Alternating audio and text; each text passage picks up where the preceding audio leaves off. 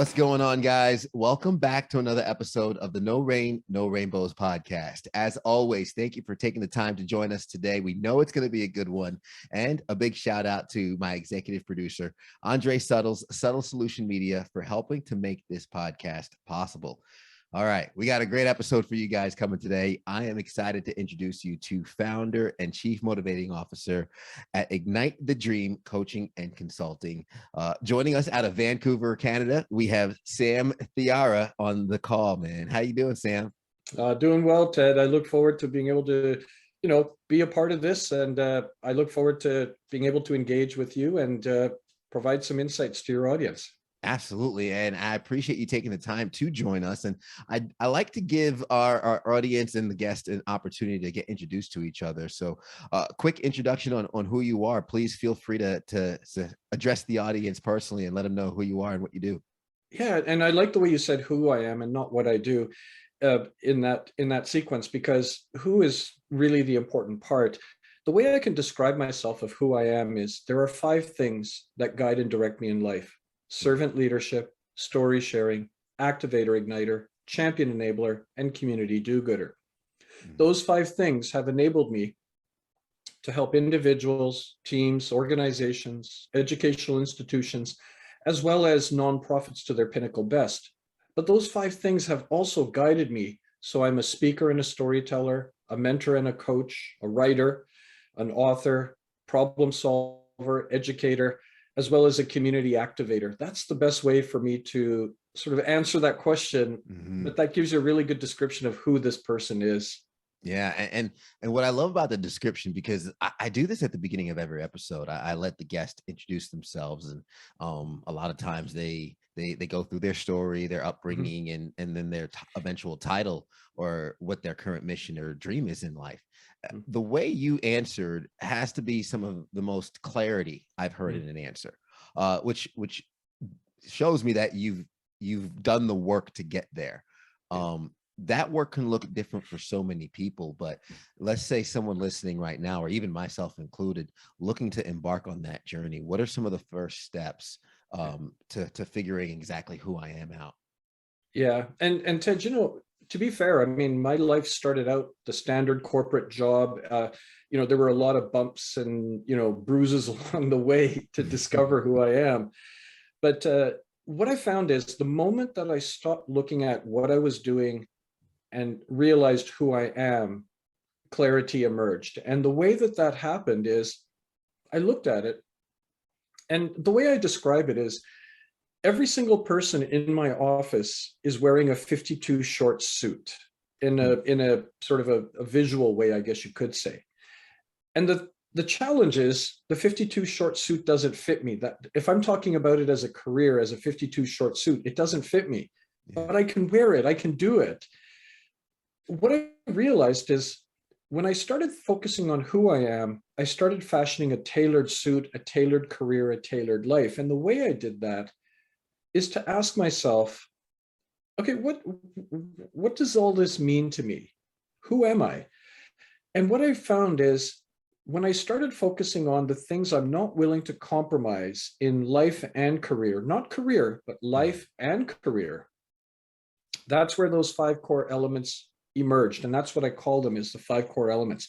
What are the 5 things that I am not willing to compromise in life and career? And they've changed over time. So the ones I gave you for my introduction are the latest iterations of who I am. But the realization was that when I nailed down the original 5 core elements, I realized I'm wearing a 52 short suit as a career. It's not fitting. I could do the job, but it just doesn't fit. And then it guided me into the journey. And I will tell you, once you nail 5 out of 5, you don't have a job and career, you hit fulfillment. The way that you find these 5 core elements, it's a lot of reflection, a lot of introspection. Ask yourself, what am I not willing to compromise? And a way that you can realize that is look at the jobs you've either got currently or had. What do you like about them? What do you not like about it? But ask yourself the critical part of why. Why do I not like this, or why does this resonate? What courses did you do? What courses did you really like and didn't like? Why?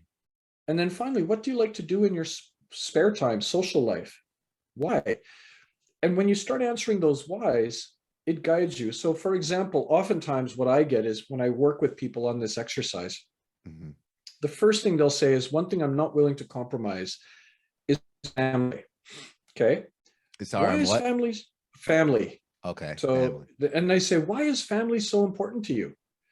And they'll say, well, it's, those relationships, it's the connectedness. And I'm like, okay, now does the relationship and connectedness also apply to your work environment? Mm.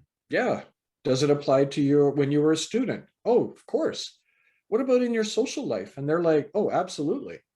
I'm like, okay, can we replace family with relationships and connectedness and then use that as one of the 5 core elements so that in anything that you do, that's going to be one of your cornerstones. And they're like, oh, I get it.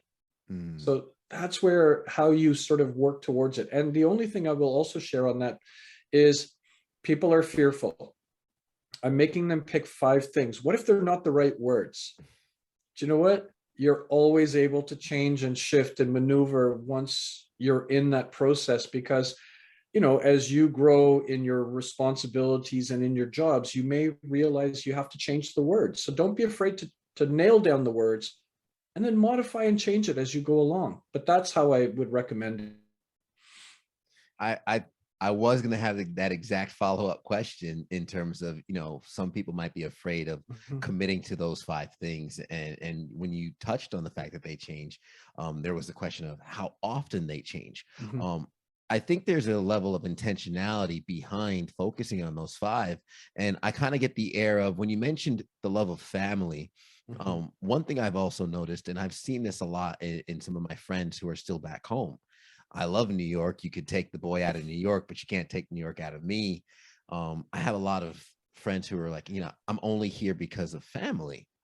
And it's almost like taking the control out of their placement in life and putting Mhm. it in someone else's hands. But Mhm. when you change it to relationships and connectedness, it's almost like taking some of that control back.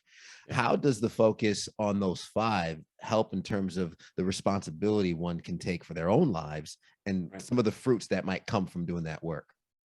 Yeah, because now what happens is you have something to balance any opportunities that emerge, whether it's a career, whether it's education, whether it's being an entrepreneur. You now compare it and realize, wait, this hits. Like, for example, being an educator at university. I mean, Ted, that was never something I had ever visioned in my life. Being an author who wrote, who's written 2 books, never was anything that I had ever thought about. But as slowly as these things crept into my life, I actually applied it to those 5 things. And, teaching at university hits 5 out of 5. Mhm. Writing these books hit 5 out of 5. I'm like, I have to do it. And the thing is, I have fulfillment when I do it. It doesn't feel like a job or a task.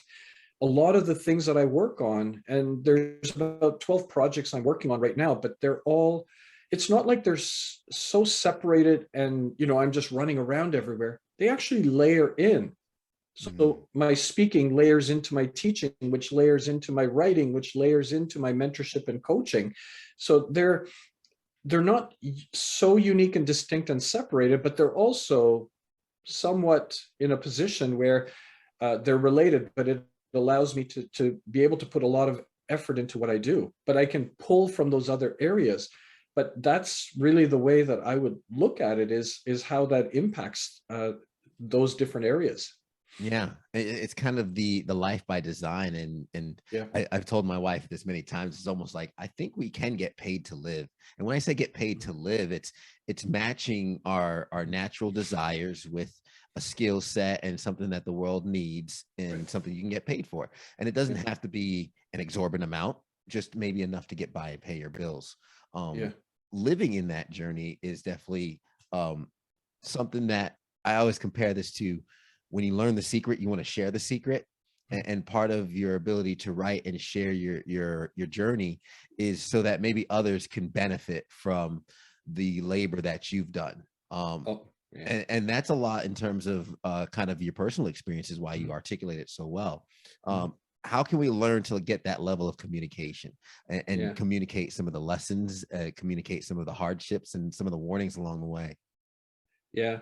No, and to your point about one of the quotes that I live by, which actually really taps into what you just said, is I ask people, are you earning a living or are you actually living? And the Mm, idea is if you are actually really living, you can earn that living as well because you're doing something that is very authentic.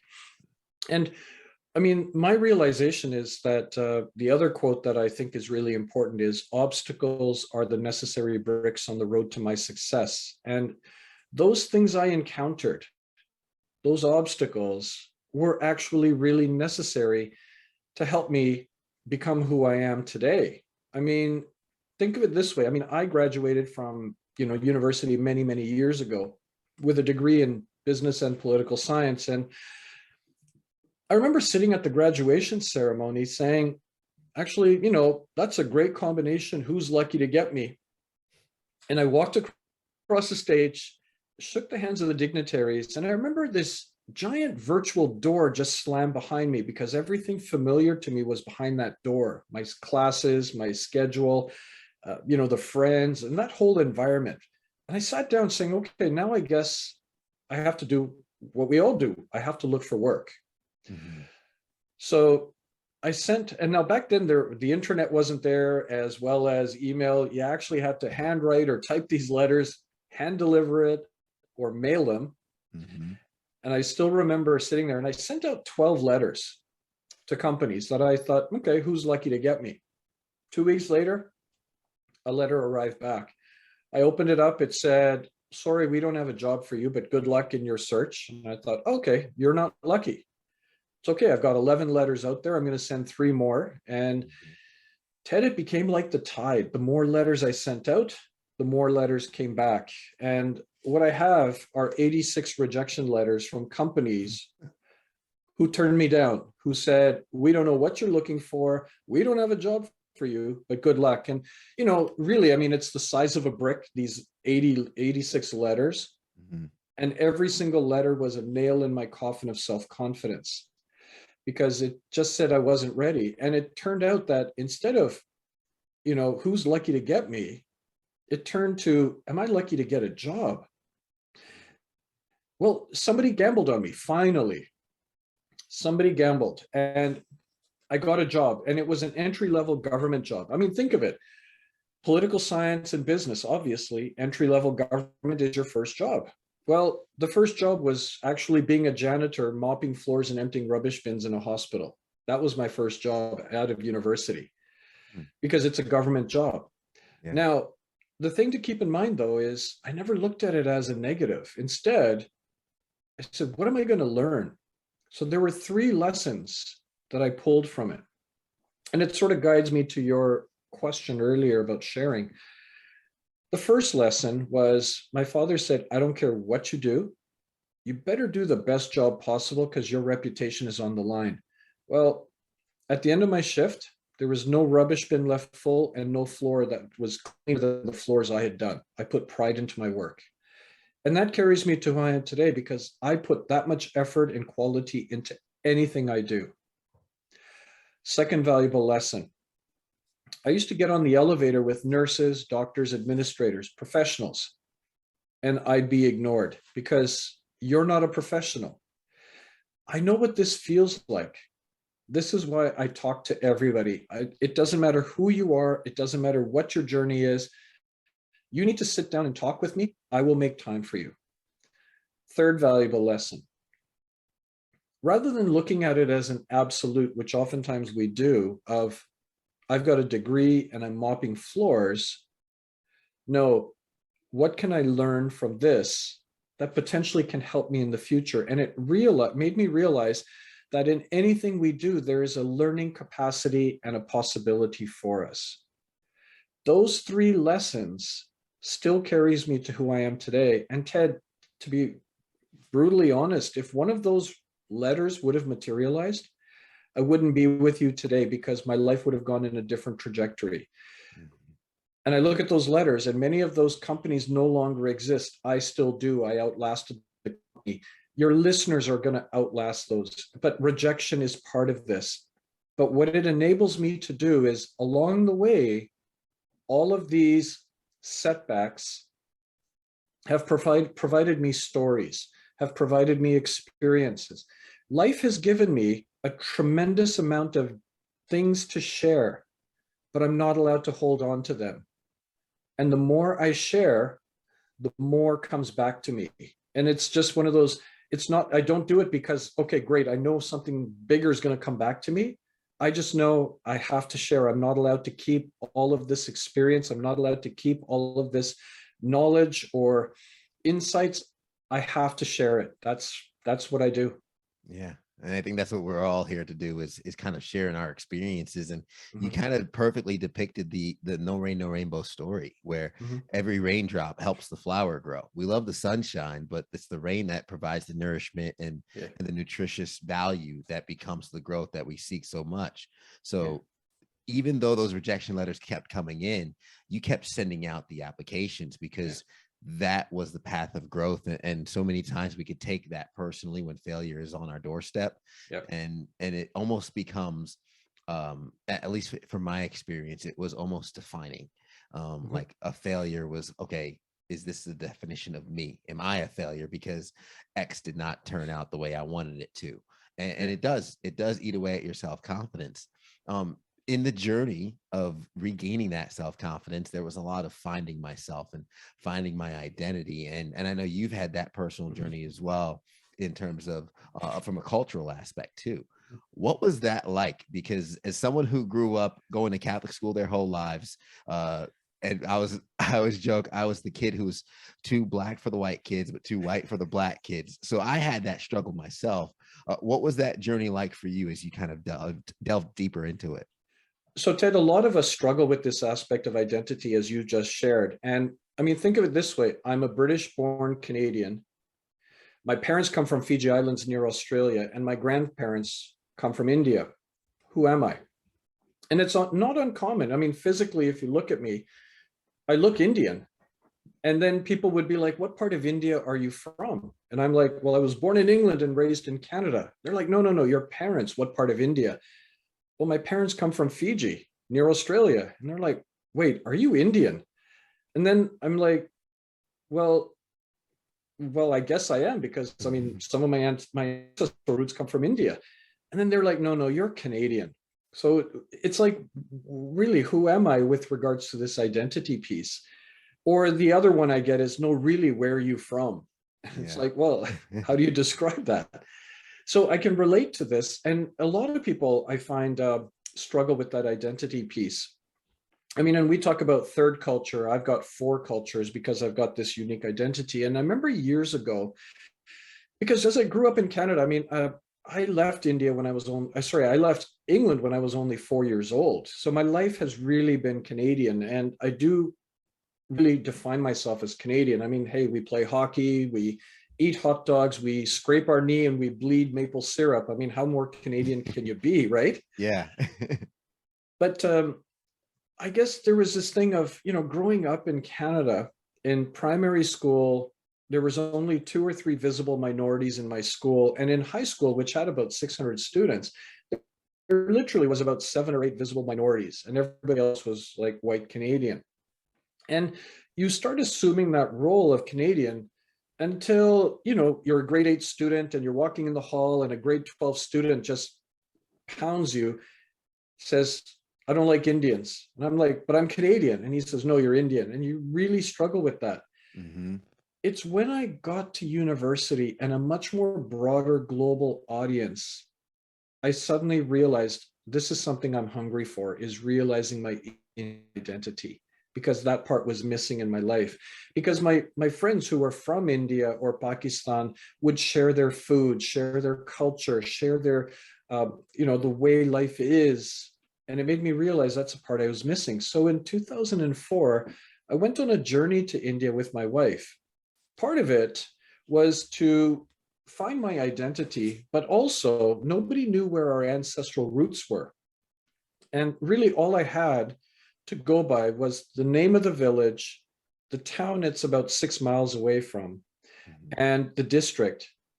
and a faded photograph of the people from my village. That's it. Huh. And you sort of, and it's about 3.5 inches by 3.5. It's dingy orange. You can barely make the people out. But you know, I was a foreigner going to India, to a land that shouldn't be foreign to me, in search of a needle in a haystack, but not knowing where the haystack was. And that's the best way for me to describe the story, which I then wrote into a book. Well, the identity piece was interesting because I had an epiphany while I was in India. India was an amazing experience. I don't think anything will ever prepare anybody for India, but the epiphany I had was, my life was always what I call a thali. And a thali is a platter with segmented dishes. I'm Mhm. British, Indian, Canadian, Fijian. I played in an Irish military pipe band, so hey, there's a bit of Irish chutney mixed in that platter as well. But the epiphany I had was, instead of this thali and segmenting my life into those different backgrounds and cultures, I'm a rice dish called khichdi. And khichdi is this blend of flavors. You go to your fridge, you add the vegetables to the rice, and you add this all the spices and everything. But it's this flavorful, seasoned blend of flavors. It's the equivalent of, let's say, making an omelet. It made me realize I'm khichdi. But all of us are khichdi. All of us have this blend of flavors, and we can embrace them all. The journey to find my ancestral roots, though, with just that faded photograph, because it was also part of that identity piece. I wanted to find this because no one else had ever really found it except for my dad's older brother, but he passed away many years ago before anyone could ever realize where this village was. And it wasn't an easy search. It wasn't as easy as get off the plane, here's a map, and here's where it is. It was a difficult search with setbacks along the way. And I just remember, the setbacks were always written in my journal as anticipation of finding my roots, my grandfather's house, to it's not going to happen. And then maybe, but I'm very guarded. And I remember, all the information we had in the beginning was incorrect. But then I went to the town, which was supposed to be close to my village. And we thought, forget what everyone has said. We're going to ask people. And I remember our driver walking around with this photograph and asking people the name of the village. And everyone is like, why are you searching for the village? You're not going to find it. Or if you find it, it's going to get, you won't get a good reception or whatever. Mhm. But this one guy said, oh, the village, I think, is up the road this way, about 6 miles. And Ted, I'm guarded because I've had setbacks. I'm guarded. We drive for about 5-6 miles. We come to an archway, and this old man just sitting at this archway. We show him this picture. And again, I'm guarded because he's looking at this picture and he goes, well, I don't know about the house or the people in the front, but there's a guy in the back. He looks like so-and-so. And I'm like, you're so old, you have no glasses on. And I don't, anyways, I'm guarded. And he gets into our vehicle. We drive to this house. People come out. And it was interesting because as people came out of the house, they shared the photograph. And this one woman saw herself in the picture and she said, that's me. Who are you guys? Huh. Yeah. So she just sort of said, this is me. Yeah. And I'm like, and I had to go, wait, am I hearing this correctly? This is you in the picture? And she goes, yeah, but who are you? So I had to describe where I came from, who I am. And it was my grandfather's older brother's family that I had just found. And my Wow. grandfather left the house. And Ted, it was that important to me that I know that nobody was going to do this. I took Ziploc bags with me on the sole purpose that if I find this village, which I found the house, I walked to the fields right in front of it. I scooped up dirt and I brought it home to the family and to all my relatives to say, here, this comes from our village in India. Here is what we have. So that's the amazing story. Wow. But it really grounded me with regards to the identity piece, because I went to India searching, for that Indian part of me. Hmm. It was always there, but it just Yeah. needed to be, because it felt like home when I was there. Yeah, that's amazing, and um that's the kind of thing that comes around full circle, and it's a story that writes itself, and you can't put those pieces together any better. Yeah. And I was going to ask what your expectation was going in and what the comparison was to the actual fulfillment on the other end. Yeah. But Yeah. doing that journey of identity, and listen, a few years ago, I spit in a tube, mailed it to a company, they ran it through a lab, sent it back, and I found out I was 12% Irish. That that was not the journey that you embarked on. You Yeah. went through the work of discovery, Yeah. the work of really the journey that so many go through in just life. And I Yeah. think if you're familiar with the book, The Alchemist, Yes. Yeah. the boy's name was Santiago. That Mhm. journey almost reminds me of that when you Mm. mentioned the setbacks, the being guarded, Yeah. and almost getting so close where it's too good to be true. Sounds Yeah. like that's the journey and Yeah. the experience that it was. Wow. And No, how, but Ted, I was going to say also that two things. Number one, I also spit in a tube because I thought, okay, I found the roots and village, but okay, I need to find out more. And I was like, okay, I'm going to spend all this money just to tell me I'm Indian, yeah. or is there something else? And it was interesting because the results now they updated, and the updated results say that 34% of my background is all the way from Nepal through central India, all the way through to the state of Gujarat. So Mm, 33%, 34%. Okay, but what about the rest? It goes from Pakistan, Afghanistan to the Persian border and Oman. 60 some odd percent of my ancestors are from that region, the Silk Route. mm-hmm. I mean, it's amazing that our ancestors used to be in that part of the world as well. And the other part that I share with people, because people are like, it's great that you found your roots, but you know what? I will never find mine. I'm like, okay, here's the thing. If I would not have found my grandfather's house, there was something that I did find. And for example, I've talked to a number of people. One person, for example, said, you know what, my ancestors come from Sicily. We have no idea, any information, but we just know it was Sicily. Mm-hmm. And we'll never be able to recover anything like you did. And I said, no, no. Have you been to Sicily? And he said, oh yeah, no, I've been there because I wanted to just go. And I said, okay, but when you were in Sicily, was there something that connected you to this place, knowing that your ancestors were from here? And he said, well, yeah. And I said, well, you just did the same thing I did. Maybe you didn't find the house, maybe you didn't find the town, village, or district, but you are home. And if Mm-hmm. it connected you, that's important. It doesn't mean you have to do exactly what I did. And to him, he was like, okay, that makes a lot of sense and provides me more comfort in this because of the fact that, you know, if it feels like there's something that connects you to this place, Mm-hmm. this is part of you as well and who you are. How do we learn to listen to that? I think you have to be open to it. And it actually comes from my first TEDx speech that I did, which was on personal storytelling. But how do you discover the extraordinary in the ordinary? I mean, we live in a life that is fairly ordinary as we seem. Our routine is set and we go through a routine, but embedded in the ordinary are those tremendously extraordinary experiences. And the way that I define it is by using a concept of CARPE. So carpe diem, seize the day, but CARPE is how you convert the extraordinary out of the ordinary. CARPE stands for curiosity, A is appreciation, R is reflection, P is perspectives, and E is for experience. So think of it this way.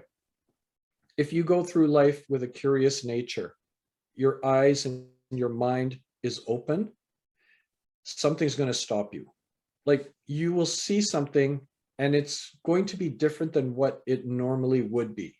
So curiosity stops you. As you start looking at this and it stopped you, you start appreciating it for more than what it is. So you appreciate it. You add more significance and substance by reflecting further. And we all have perspectives. So our perspectives will bring more significance into this. And if you don't capture your story as an experience, your story dies an untimely death. But that's how you find the extraordinary in the ordinary. And I'll give you an example. I carry with me puzzle pieces. So here I am showing one single piece of a jigsaw puzzle. Mm-hmm. If I give you one piece of a jigsaw puzzle, Ted, what can you do with one piece? Not much. Okay, it's ordinary, right? Not Mm-hmm. much. Right before your eyes, I am going to transform this single piece of a jigsaw puzzle into extraordinary, from ordinary to extraordinary, because this is what we feel like. We feel like that single piece of a jigsaw puzzle. We don't know where we fit in. We don't know what the bigger picture is. But here's how I make it significant and transform it. I have a satchel, and in the satchel are more puzzle pieces. If I give you this single piece, do you realize my puzzle will be permanently incomplete without you? Do you realize how important you are to my puzzle now? Hmm. That's how you make something extraordinary out of ordinary, because it's about it, reframing it, repurposing it. I've given about 5,000 pieces in the world to date to remind people how important they are to me. And it's amazing because I've got people who have taped it to their mirror. They say it reminds me every morning someone told me I matter. Yeah. Or it's traveled in backpacks around the world. It's in wallets. Somebody just sent me a picture of their wallet. They said, you gave me this 5 years ago. I still have it and it's in my wallet. Or they come looking for me saying, I heard you give puzzle pieces away. Tell me the story. I need a piece, right? Yeah. But that's how we connect each other, and we are all connected to each other. Simple as that. But that's the extraordinary out of the ordinary. That's amazing. Sam, we're coming to the end of our time because there's so many Sure. follow-up questions that I'd want to jump into. I feel like we've only scratched the surface, but to continue with the theme of the story Mhm. and each being a puzzle piece, Mhm. because there was color on that puzzle piece. Mhm. There was some markings on that puzzle piece, and it's just a smaller piece of the whole, which makes the picture. But we each have our own markings and our own colors to tell a story. Uh, what is the story you hope to tell, and how can we learn to tell ours? Yeah. And the other thing related to that though is no one piece is more important than another. Every Mm, single piece has an equal value. Um, I just want people to remember how important they are to other people. I think we get so busy with our lives, so busy with our routines, we forget just our uniqueness, the importance we hold, uh, the fact that we are all living stories, and we have things to share with each other. You know, think about it this way. I mean, we're going through the most difficult times right now with COVID, and there are people that are genuinely going through a difficult time. And one thing I share is, as you know, I love acronyms, but I said there's a need for us to care right now. And what care means is collaboration, adaptability, resilience, and empathy. Whether you're an individual, team, organization, it doesn't matter. Collaboration, we all have something to contribute to each other. We all have something of value, but don't hold on to it. There's a need for us to share and support each other. mhm. Adaptability means, you know what? We've all had to change. We've all had to shift. We've all had to leave what the status quo and comfort was. So let's embrace that adaptability mindset to see how we can bring this into our life now. Resilience means this is a marathon. It's not over tomorrow, next week, next month, maybe even not even next year, but build the resilience in and make this into a marathon so we emerge stronger. And empathy is showing care and compassion to each other because you don't know what people are going through. Let's have more empathy towards each other and make this into a better place. This is what I've gained and learned out of all of this that brings me to how I need to help and support. And that's where I said earlier, I've been given so much because I need to share. I can't hold on to it. Sam, we are so thankful for you sharing, and we know that you probably have an abundance more to share. So, how can our audience, and our viewers on YouTube, follow up with you, connect with you, and stay in contact with some of your stories? Sure. Well, I mean, happy to always have people drop by my website, which is www.sam-thiara, ARA.com. I've got about 180 blog posts that people could just read, and different insights and ideas and thoughts about life. I'm also on LinkedIn, Instagram, and Twitter. So people can always tap in and even reach out if they want to. Awesome. And I'm going to have all those links in the show notes for folks so they can open up on whatever app they're listening to and get redirected right to your sources right there. But Sam, thank you so much for taking the time to be on the podcast today and sharing your expertise, your experiences, your story, and your dream. Oh, no, I appreciate it. And one thing I want to leave with your audience is uh, my signature quote that I live by. Everyone's life is an autobiography. Make yours worth reading. You are a living story. There's significance to what you hold. Don't be afraid to share with people, but keep building that autobiography into something worth reading. Yeah, absolutely. Every single day. Sam, thanks so much. And I'm going to recap some of the nuggets you left along the way too from my notes, because I know some people listening are either cleaning, driving the car. They don't always have the pen and paper handy, but Sure. stop looking at what I'm doing and start focusing on who I am. When Sam mentioned the shift that happened in that mentality, and when you look at who you are, instead of worrying, was it a 42 suit or whatever, it was a 42 small, stop wearing the suit that fits everybody else and build that suit that's tailored to you and how you want to live your life. It comes through reflection and introspection. It comes through the journey. And are you earning a living, or are you living and earning? There is a difference between the two, and understanding who you are and having that tailored life and the intentionality can lead to living and having an earning with that. And what am I going to learn? Having that mindset, I was going to ask Sam's expectation and perspective in terms of going to India to search for the village in a blurred photo, and what that came about was, he said, "What am I going to learn?" And so many people put huge expectations on the journey, but not putting a lot of expectation on what they will learn in that lesson. We learn it through our failures, and of course, we learn it through our progress as well. And then khichdi. Did I say that correctly?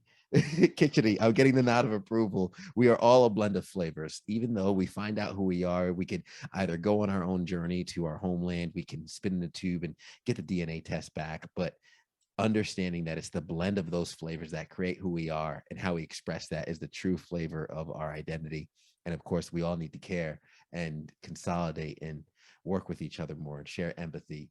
Sam, Thiara, thank you so much again for sharing with us today. To the listeners, we appreciate you making it to the end. If you enjoyed this episode, we'd appreciate you sharing it with someone that you think will get value from it as well. And of course, be sure to leave us a rating and subscribe so you can get a new episode each and every single week. And let us know how we're doing. It's the only way we can improve. And if you love the episode so much and you want to support the podcast, you can also subscribe to our Patreon page for as little as $1 a month.